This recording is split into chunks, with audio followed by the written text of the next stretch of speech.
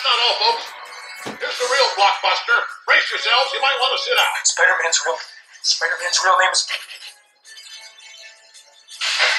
Spider-Man's name is Peter Parker.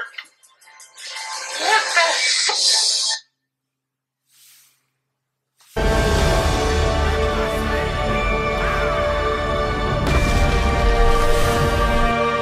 C'est à moi que tu parles. Pourquoi ton nom, monsieur? C'est pour apprendre à nous... Et bienvenue sur Eudylan Story. Et oui, Venom est introduit de cette manière dans le MCU, ou en tout cas dans l'univers de Spider-Man du MCU, en léchant une télé.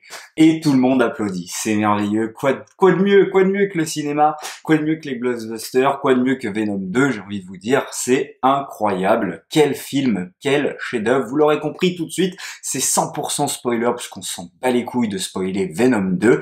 Avant de rentrer dans le vif du sujet, n'hésitez pas à liker, à partager et à vous abonner, je vous en remercie. Alors, Venom 2, j'ai l'impression de voir un petit peu un Martin à la ferme, Martin à la plage, Martin... Voilà, bah Venom 2, c'est un petit peu ça. Là, ça va être Venom fait la cuisine, Venom a des amis qui sont des poules, Venom se bat contre Andy Brock et c'est complètement what the fuck, Venom part en discothèque, Venom fait son one-man show, Venom a peur de Carnage, Venom tue Carnage, Venom mange Carnage même, carrément, Venom à la plage aussi. Enfin voilà, c'est du tout et du n'importe quoi, et j'ai l'impression de voir ça. Voilà, du Venom un peu de partout, un peu mis n'importe comment, qui fait un peu n'importe quoi, et c'est vraiment dommage. Alors c'est complètement what the fuck, parce que quand même, il a des meilleurs amis Venom qui sont des poules, comme je disais. Il va en discothèque, dans une scène, mais qu'est-ce que ça fait là? Et la question que je me pose, c'est est-ce que les fans de Venom du comics avaient envie vraiment de voir ça? Franchement, c'est quand même osé et couillu. Et la direction que ça prend, les gens, vous aimez vraiment ça, quoi? Alors, moi, personnellement, j'avais bien aimé Venom 1. Alors, quand je dis bien aimé, je trouvais pas que c'était un film incroyable, mais c'était un bon nanar, quoi. Voilà, j'étais rentré dedans. Ce qui m'avait plus déplu, c'est le fait que justement Venom soit plutôt gentil que méchant, mais finalement j'avais plutôt accepté ce côté-là, et d'ailleurs dans Venom 2 il continue à être gentil, et ce côté-là ne me dérange pas puisque je l'ai accepté. Et le côté un petit peu comique marchait plutôt bien, je trouvais, dans le premier, puisqu'il y avait cette origin story que je trouvais plutôt intéressante, et un Tom Hardy aussi plutôt intéressant. D'ailleurs je vais faire une petite aparté sur Tom Hardy. Son jeu d'acteur dans le film, c'est ça. Voilà, il fait toujours la même tête, tout le temps, il y a rien, il y a aucune expression, on sent qu'il s'en bat les couilles, on sent qu'il est juste venu chercher son petit chèque tranquillement. Alors moi, le 1, je veux bien, mais va pas faire le 2, enfin, tu sais pertinemment que c'est pourri, quoi. Donc c'est un petit peu dommage, quoi. Et d'ailleurs, tous les acteurs sont en roue libre, hein. Woody Harrelson est complètement en roue libre aussi, bien que peut-être que Carnage est le point positif du film, s'il doit y en avoir un, en tout cas. Et le problème du 1, du coup, je disais que c'était un nanar plutôt appréciable, et là, j'ai eu une réflexion après le cinéma pendant un petit moment, jusqu'à ce que là, je tourne la vidéo. Est-ce que c'est un navet ou un nanar? Et j'ai l'impression que c'est plus un navet cette fois qu'un nanar. Alors oui, par exemple, quand je repense à la scène de la discothèque, ça me fait rire, mais ça me fait rire parce que c'est tellement absurde et nul, quoi. C'est Venom, putain, Venom qui va dans une discothèque faire un discours devant tout le monde, où tout le monde d'ailleurs croit que c'est un costume. Enfin, c'est complètement débile. Je vais revenir sur les effets visuels. C'est un film réalisé par Andy Serkis d'ailleurs. Le premier n'était pas réalisé par lui. Andy Serkis, c'est son 3e film, il me semble. J'avais pas vu le premier. J'ai vu Mowgli qui était sorti sur Netflix, que moi je n'avais pas aimé. Déjà visuellement ça m'avait pas du tout attiré, et l'histoire je préfère largement celle de Disney personnellement. Par contre Andy Serkis c'est quelqu'un que j'adore, notamment pour ses rôles en motion capture, etc. Moi j'aimerais qu'il continue là-dedans plutôt qu'aller réaliser des merdes comme Venom là. Voilà, on peut Gollum et le personnage de César dans la planète des singes, c'est juste sublime, quoi. Alors voilà, mais bon, Mowgli il avait pas tout acheté, attention, hein, ça reste quand même un film assez correct, et c'est bien mieux que Venom 2, attention. Et là, bon, il y a rien, j'ai pas d'idée comme ça. Si, peut-être justement quand Carnage apparaît pour la première fois, là c'est pas mal, notamment quand il fait sa petite tornade, on sent qu'il a des pouvoirs de ouf, Carnage. pour en finale malheureusement ne rien en faire, hein, et ça c'est un petit peu dommage.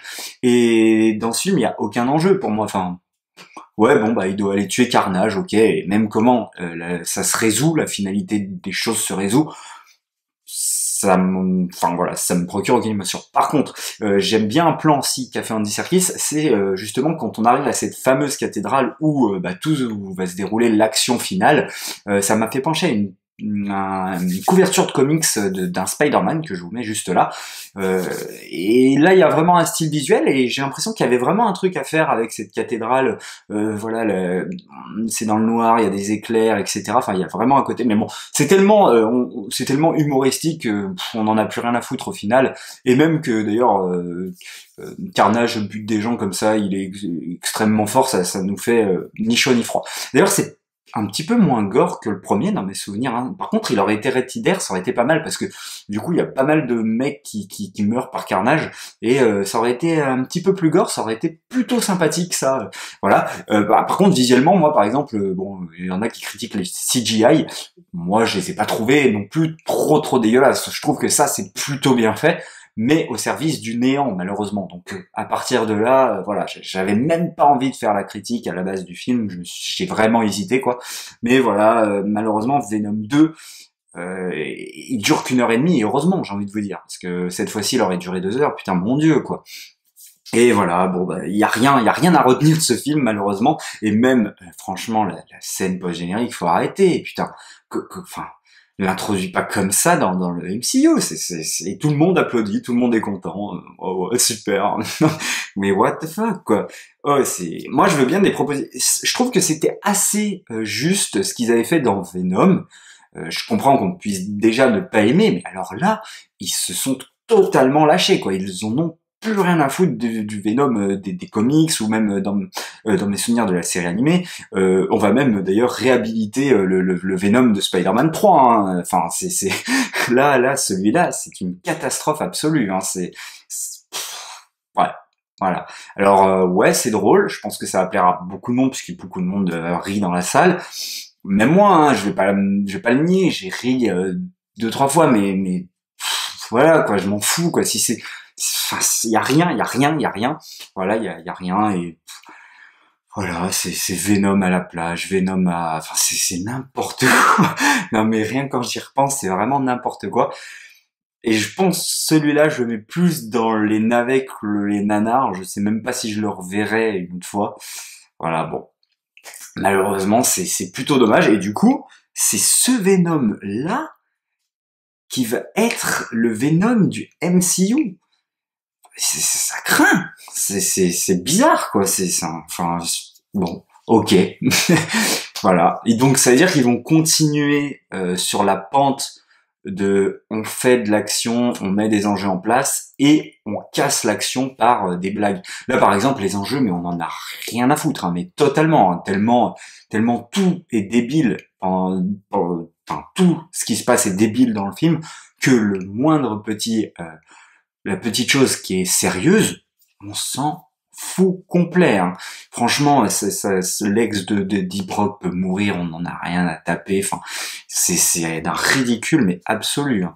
Et les mecs sont tous en roue libre en plus, et ouais, j'ai pas compris Tom Hardy pourquoi il est retourné là-dedans. Bon, il aime bien jouer apparemment ce Venom.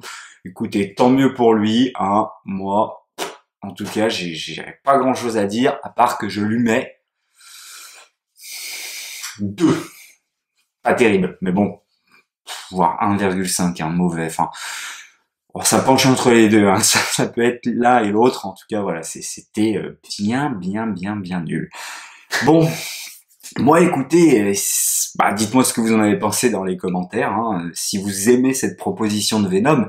Mais alors après, venez pas me dire que vous détestez la proposition du Joker de Jared Leto, par exemple. Si vous aimez cette proposition de Venom, franchement, là, faut arrêter les conneries, quoi. Jared Leto, c'est chef-d'œuvre à côté de ce Venom, hein, c'est incroyable.